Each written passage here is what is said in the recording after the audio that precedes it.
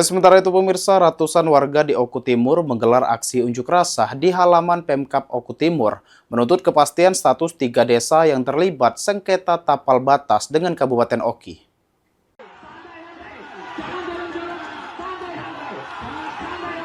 Aksi unjuk rasa ratusan warga yang sempat memanas tergabung dalam Aliansi Kedaulatan Rakyat Bumi Sebiduk Sehaluan Kabupaten Oku Timur, menuntut agar pemerintah Kabupaten Oku Timur segera mengambil sikap tegas terkait sengketa tapal batas yang melibatkan desa Windusari, Karya Makmur, dan Trikarya dengan wilayah Kabupaten Ogan Komering Ilir.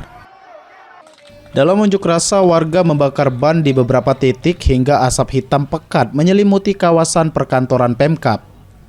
Perwakilan pengunjuk rasa bertemu dengan Bupati dan melakukan diskusi yang mana akhirnya mencapai kesepakatan terkait penyelesaian sengketa batas wilayah yang selama ini menjadi polemik.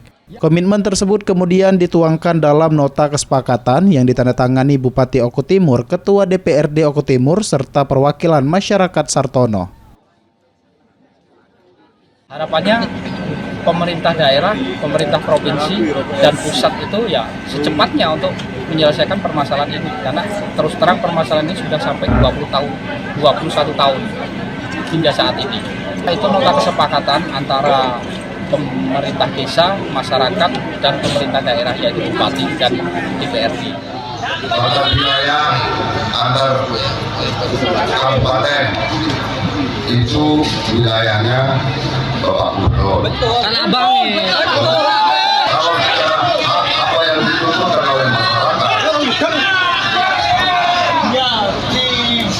dengan perubahan ini sudah saya tanda tangan, sudah saya sampaikan.